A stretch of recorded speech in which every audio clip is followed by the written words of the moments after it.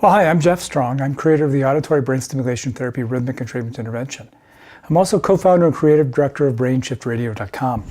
In this video, I want to talk a little bit about how I kind of developed the REI rhythms around traditions that I studied for about 10 years before I came up with this idea for REI. Everything I do comes from traditional drumming rhythms, traditional drumming techniques used around the world. And one aspect of what I studied when I started out was ceremonial drumming. And you know, ceremonial drumming doesn't have to exist just in one region or another. It's really universal. There's not a place on the planet where you don't find some drumming used in kind of a sacred ceremony, in a sacred space, to be able to kind of enhance the feeling of that event. And a lot of these ceremonies have to do with kind of empowering people, helping people connect to one another, but also kind of lifting them up, making them feel strong and powerful. And so I'm going to play today some rhythms here based upon this concept of courage.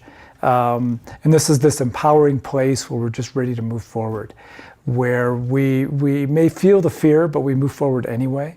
And so I'm taking a traditional rhythm from a ceremonial perspective that I learned years ago, and I'm going to morph it in kind of the way that I do with REI. And that's really the way REI kind of evolves for me anyway. I have another couple videos where I go through how I took a traditional rhythm and I turned it into something that might help with a certain behavior, for instance. I have a video showing where I took a basic 4/4 rhythm and turned it into a 21/16 rhythm. These are time signatures to help eliminate this kind of hand flapping behavior. And you know, everything that I did was based upon these ceremonial rhythms to start with, and then just kind of working with them by evolving them, letting them evolve as I played for people. And this started off with my earliest teacher, where he sat me down and not only had me playing in ceremony with him and some other drummers, but also took me when he worked one-on-one with people in his community to kind of deal with some behavioral issues. So he'd play and he would play certain rhythms to get certain responses and then hopefully get them to calm down. And that was the basis for REI. And as a matter of fact, even today, the core thing that we do is calm people down. We calm the nervous system by shifting the brain into a different state. And I talk a lot about this in my videos. I talk about calm, I talk about focus, and the different techniques and ways of approaching it. And then I occasionally play some different rhythms. In this case, I'm going to take this basic rhythm used in ceremony to help people feel empowered, to deal with feeling more courageous. And I'm going to play a meditation on that rhythm to help you feel uplifted and empowered and hopefully more courageous as well. So I'm going to take this core rhythm, which sounds like this.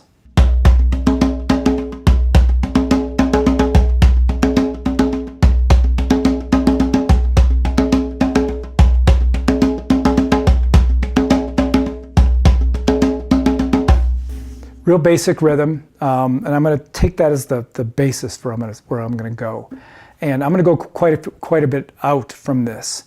I may stay in this pretty close in this time signature because I want that triplet feel for the most part, but I am going to branch out just a hair because I like to shake up the nervous system a little bit. And this kind of, like I said, this is the process I go through with REI in general, and this is the process my teacher taught me. And it's something I try to share in my drum healing course, but the process of really getting to the point where you understand what to play one-on-one with somebody, knowing how to take that core rhythm and you know, improvise around it in order to get a response. That can only be done when you're actually playing for other people. And so my Drum Healing Live event, the 3-day workshop, is really designed to get people down to this level, to be looking at what it means to play for other people and get a response. How can you influence the brain and behavior by what you're playing, and how can you alter your playing a bit to get the kind of response you want? How do you have a conversation with that person? One thing that early on was part of what we were doing when I was studying this technique is my teacher and I would play for one another, and then we'd play for other people. And at one point I said to him, I said, you know, the rhythms I'm playing are very different than what you're doing. And he said, that's okay. You started at the same place and you're having a different conversation. And so one thing that happens when people start learning this technique is they start developing their own vocabulary, their own language to be able to have the conversation they need to have with the person they're playing for. So we may start from the same core rhythm, but we'll probably go to a different place with it because that's what we do. It's partly the way we play, and it's partly the conversation we're having with that person, trying to get the response we want to get. So since I can't have you and watch you as I play, I'm going to be improvising around it based upon the responses I've gotten in the past. When we developed REI, I played for 10 years for different people, documenting meticulously what their responses were to different rhythms. Came up with a whole bunch of different rhythms that are associated with different behaviors and stuff. This is the one dealing with this feeling of empowerment, courage. And so I'll start with this chord that I played for you, and I'm going to go pretty far with it, and you'll see where this ends up going.